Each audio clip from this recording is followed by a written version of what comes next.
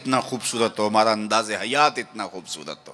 چوں بنا میں مصطفیٰ خانم درود، از خجالت آب می گردد وجود، عشق می گوید کے محکوم غیر، سینہ تو از بتا مانند دیر، تا نداری از محمد رنگ و بو، بر زبان از درود خود میالہ نام او.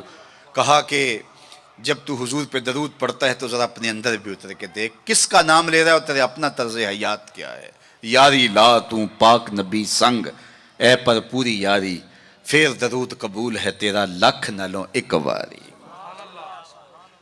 اور آپ کو ایک اور بات بتاؤں، جتنی بھی محبتیں ہیں وہ انسانوں کو توڑتی ہیں، حضور کی محبت آپس میں جوڑتی ہے. یہ باہمی محبت کا سبب اور ذریعہ ہے. اقتدار کی ایک کرسی ہے، دو چاہنے والے، الیکشن ہو گیا. چونکہ محبوب مطلوب ایک ہے، چاہنے والے کئی ہیں. ایک کے دو چاہنے والے رقیب کہلاتے ہیں نا. یہ تو میرا محبوب تھا، تم نے کیوں دیکھا، لڑائی تک نوبت جا پہنچی، قتل و غارت تک معاملہ جا پہنچا. ایک کے دو چاہنے والے رقیب کہلاتے ہیں، اور یہاں ایک کے اربوں چاہنے والے آپس میں حبیب کہلاتے ہیں. چوں گلے صد برگ مارا بو یکیست، اقبال بولا چوں گلے صد برگ مارا بو یکیست، او کے جانے ای نظاموں او یکیست، مستے چشمے ساکیے بتہاستیم، در جہاں مثل مو می ناستیم. ہزاروں قومیں وجود میں آئیں، دہر میں خشک و تر کے رشتے سے، ہم نے بنیاد دوستی رکھی یاد خیر البشر کے رشتے سے. تو اس لیے آئیے ہم حضور کے نام پہ جڑے. یہ امت 73-72 فرقوں میں کیوں بٹ گئی؟ یہ میرے رسول کا دیا ہوا دین تو نہیں تھا.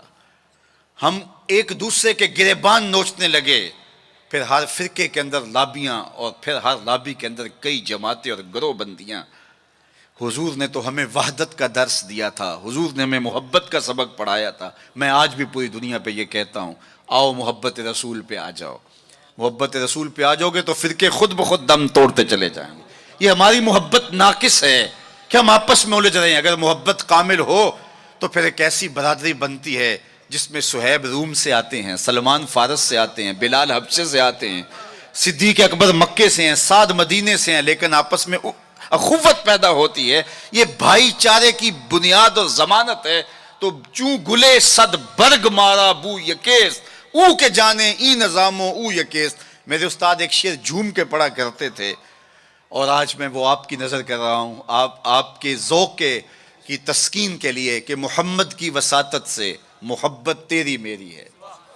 میں آپ کے شہر میں پہلی مرتبہ آیا ہوں. دارالسلام کا نام سنا تھا. یہاں ایک سنی کانفرنس کسی زمانے میں ہوئی تھی. سروں کا ہجوم تھا، محبتوں کی کیفیات تھی.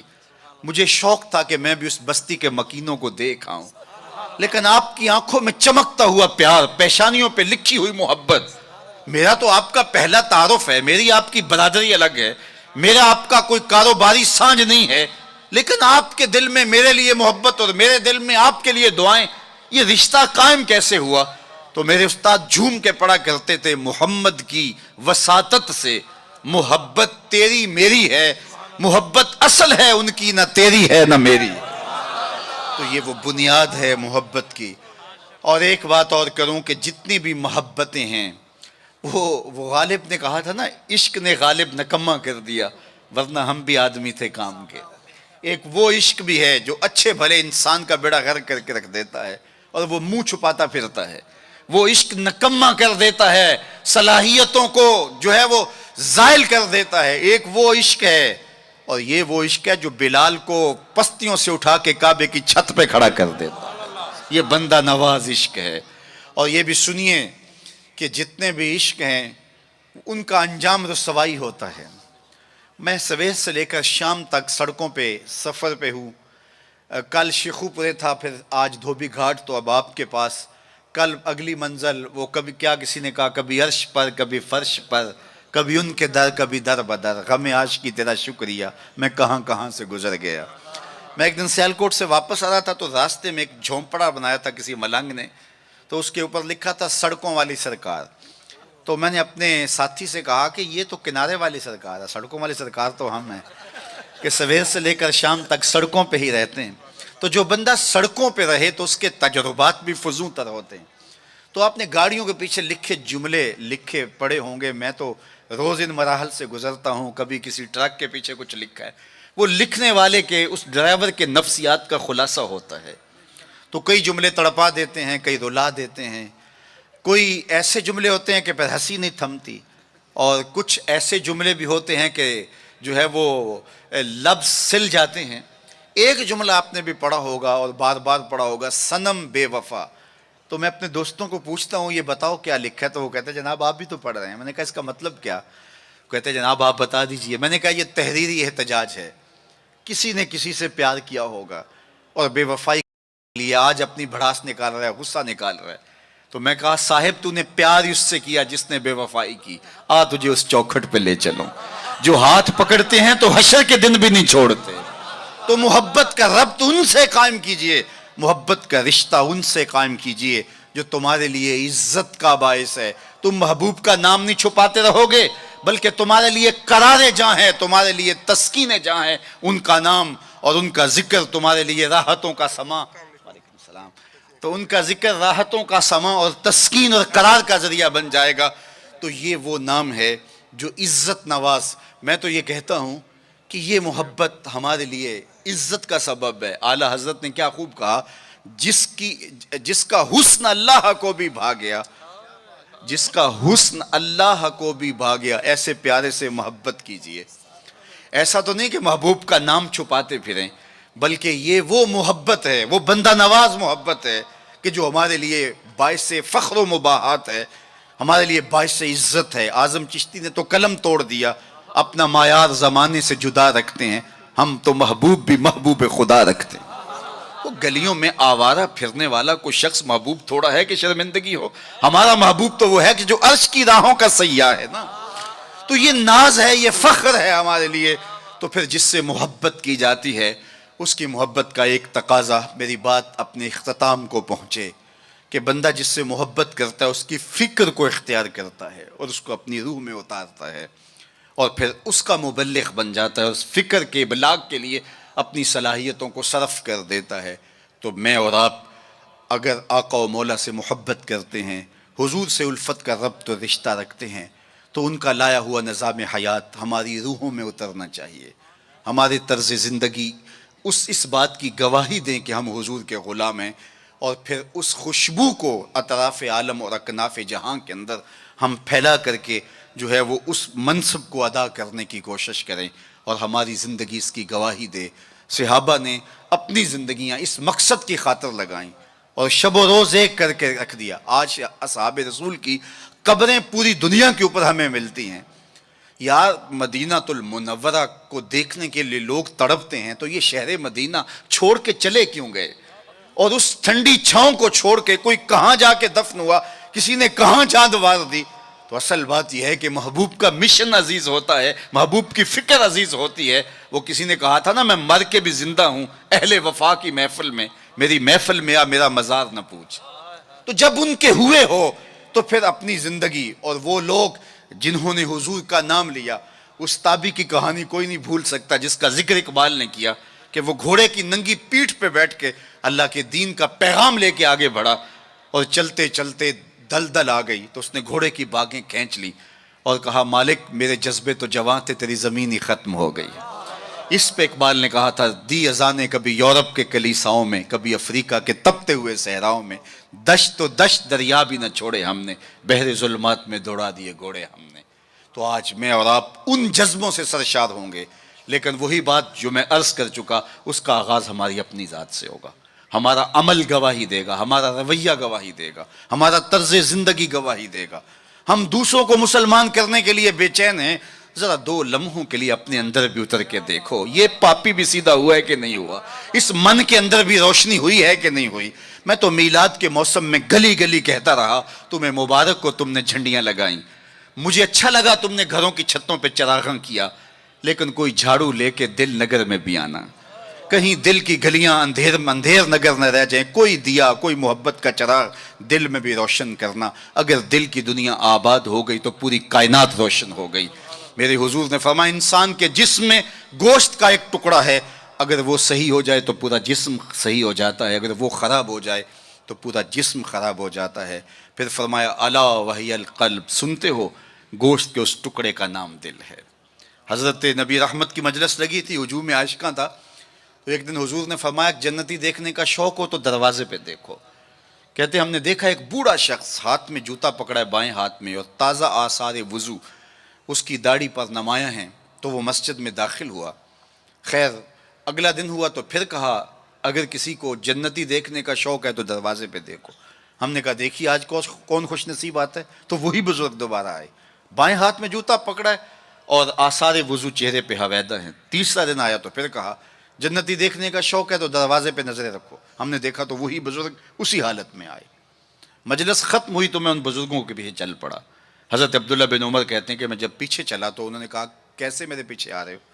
میں نے کہا ابا جی سے کوئی شکر رنجی سی ہو گئی ہے، لڑائی سی ہو گئی ہے، تو میں 3 دن آپ کے پاس گزارنا چاہتا ہوں، تو مجھے آپ رکھ لیں گے؟ انہوں نے کہا کوئی بات نہیں، آ جاؤ۔ کہتے ہیں میری آرزو تھی کہ میں دیکھوں کہ یہ عمل کون سے کرتا ہے۔ حضور نے فرمایا جنتی دیکھنا ہے تو دروازے پہ دیکھو، اور 3 دن یہی آتا رہا۔ کہا اس نے کہا کوئی بات نہیں، آ جاؤ۔ میں ساتھ چلا گیا۔ رات جب سوئے تو میں نے چادر اوڑھ لی اور میں اس طاق میں تھا کہ دیکھوں کہ یہ عمل کون سے کرتا ہے، لیکن وہ ساری رات سویا رہا۔ اتنا تھا جب کروٹ بدلتا تھا تو رب کے نام لیتا تھا۔ اس کے علاوہ صبح اٹھے، میں بھی اٹھا، نماز فجر ادا ہوئی، ناشتہ کیا، کھیتوں میں چلے گئے، باغ میں پانی کیا، گوڈی کی جو بھی معمولات تھے، ظہر پڑی، مغرب عشاء، رات ہوئی تو پھر سو گئے۔ میں نے سوچا کل میری وجہ سے ہو سکتا ہے معمولات ترک کیے ہوں، لیکن معمولات کا عادی شخص روز معمولات ترک نہیں کر سکتا، تو دیکھتے ہیں کہ آج کیا ماجرا ہوتا ہے۔ میں سو گیا بظاہر، لیکن جاگ رہا تھا، لیکن وہ ساری رات سویا رہا، صرف کروٹ بدلے تو رب کا نام لے۔ کہا خیر وہ وقت دن بھی گزرا۔ تیسرا دن گزرا تو جب 3 دن بیت گئے، صبح ناشتہ ہوا تو میں نے کہا کہ میری ابا جی سے کوئی لڑائی نہیں ہوئی تھی، کوئی میرا الجھاؤ نہیں ہوا تھا۔ میں نے حضور سے سنا کسی نے جنتی دیکھنا ہے تو دروازے پہ دیکھو، 3 دن آپ ہی بابا جی آتے رہے، لیکن مجھے تو کچھ دکھائی نہیں دیا۔ 3 راتیں اور 3 دن میں نے آپ کے ساتھ گزارے۔ تو وہ بزرگ فرمانے لگے کہ اے ابن عمر، ایسی کوئی بات نہیں ہے کہ میں نے تمہاری وجہ سے کوئی عمل چھپایا ہو، میرے وہی معمولات ہیں جو تم نے 3 دن میں دیکھے، کوئی الگ سا عمل ایسا نہیں تھا جو تم سے میں چھپا لیا ہو، لیکن ایک میرا عمل تم نہ دیکھ پائے، اور وہ اگر تم اور بھی دن میرے ساتھ گزارتے تو نہ دیکھ پاتے۔ تو مجھے تجسس ہوا، میں نے کہا کہ وہ عمل کون سا ہے؟ تو وہ فرمانے لگے تم نے محنت کی، 3 دن رہے، میں تمہیں بتا دیتا ہوں۔ تو اس بزرگ نے ایسے سینے پہ ہاتھ رکھا دل والی جگہ پہ، اور کہا اے ابن عمر، یہ جو سینے میں رکھا ہوا دل ہے نا، اس میں کسی مومن کا بغض نہیں ہے، تو اس میں کسی مومن کے لیے نفرت نہیں رکھی ہے، بغض نہیں رکھا ہے۔